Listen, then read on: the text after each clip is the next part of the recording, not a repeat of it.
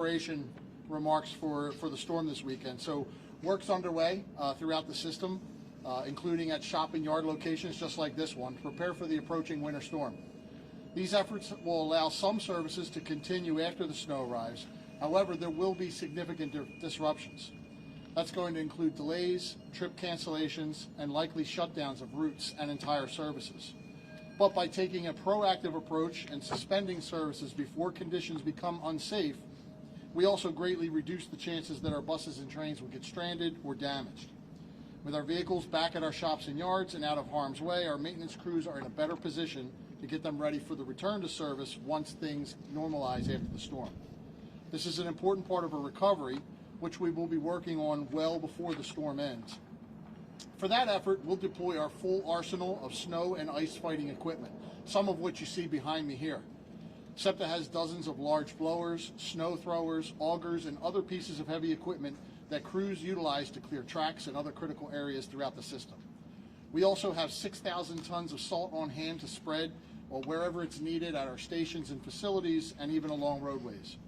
In total, our in-house crews and contractor teams will be tasked with clearing 300 parking lots across our 5-county service region, along with platforms and other customer areas.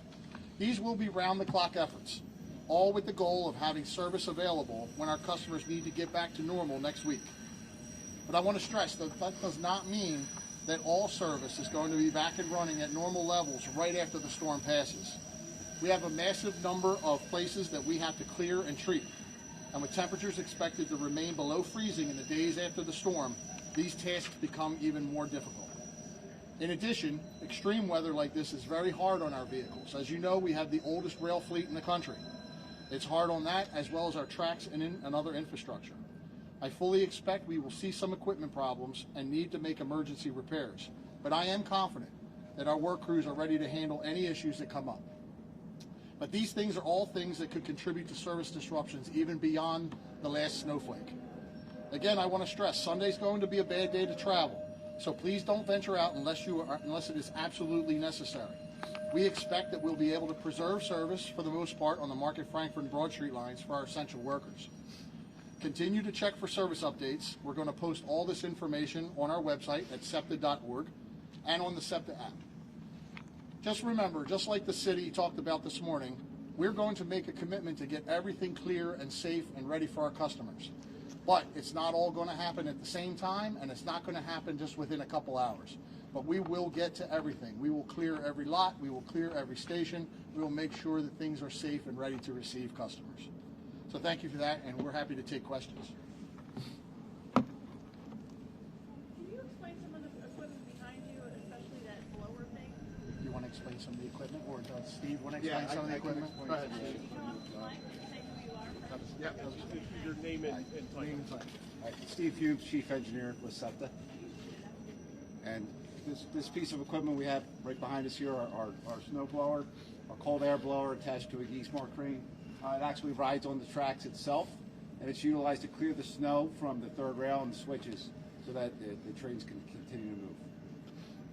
Is there a certain temperature that it's just unpassable to ride rail, regional rail?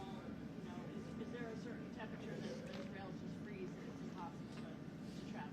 Yeah, the temperature is not so much the concern as the buildup of the snow and ice, especially for our M line here, formerly known as the Route 100. When the snow gets up above the third rail, we'll lose contact, we'll lose traction power, and won't be able to move. The snow and the ice inside the switch points won't allow those switches to move back and forth and divert trains to where they need to go. I'm reading something that buses are usually the first that can't ride out there in the bad weather. Talk a little bit about that. Yeah, buses are typically the first that are affected by a storm like this. We are kind of at the mercy of the same roadways that any other automobile traveler is. So as conditions start to deteriorate on roads and along highways, our buses are greatly affected. The areas around Manayunk, Roxborough that are very hilly, they're usually the first to go. Our buses can't make those hills up or down, so we'll start to curtail that service as conditions deteriorate.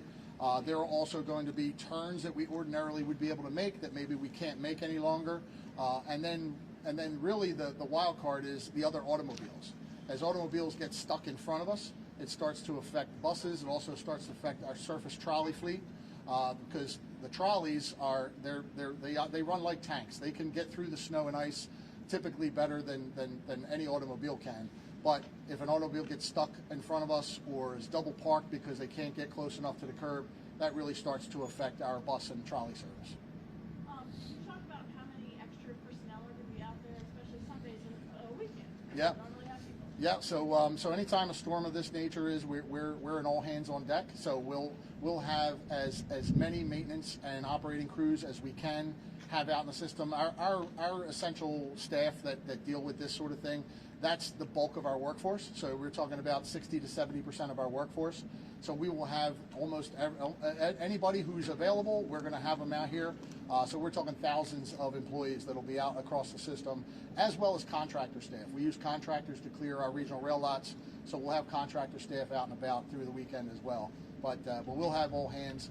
Our command center, which operates much like the city's emergency operations center, that will staff up beginning tomorrow evening and run through the duration of the storm. So our senior leadership will also be on duty through the weekend as well. So yes, it'll be all hands. How quickly will you update the app or your website as to going Sunday into Monday? It's still going to be snowing. Right. People need to get to work on Monday. You know, my kid's going to be taking the train and he usually drives. Right. It's going to depend on you. Yep. How quickly will that? Yeah, so we'll update the app actually throughout the duration of the storm. Our social media team, our customer service team is actually part of our command center structure. So they'll update as we go, and we keep those updates fresh all throughout the storm. And even going into recovery, as we start to bring services back, we'll update the website, we'll update the app as that goes, and as we bring services back.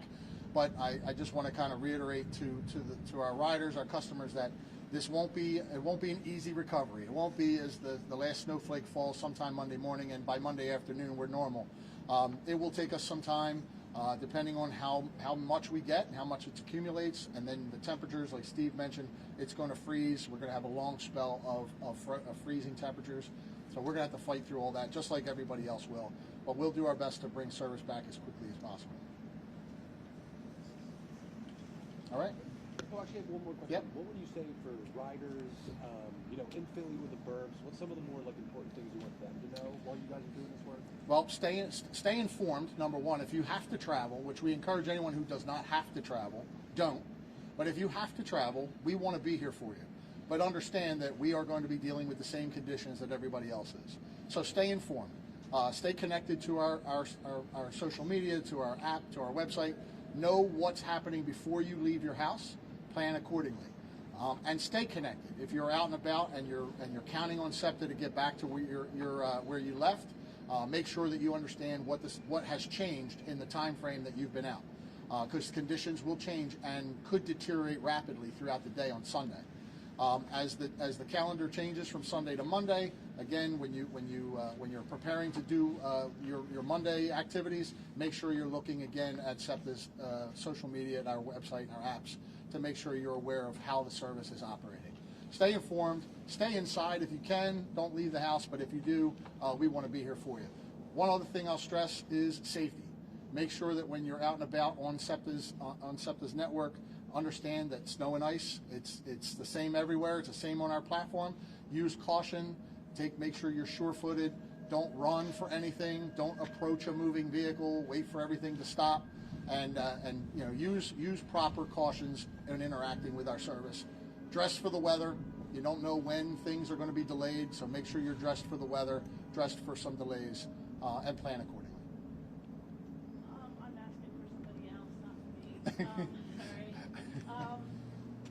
Somebody who rides every day said, this morning there were even some slowdowns and things like that. I mean, is that a weather thing already coming into the weekend? It can be. I don't know precisely what they dealt with this morning, but I will say that when temperatures reach a certain level, we do institute some speed restrictions. It protects the infrastructure. Even though snow and ice doesn't generally affect the infrastructure, like Steve said, but the rising and falling temperatures do. So it expands and contracts the wire and the track. So we have to sometimes we put in speed restrictions to account for that expansion and contraction. All right? Okay. Do a demo here. Thanks. Thank you. What are we going to do? We're going to fire up some of the equipment. Okay.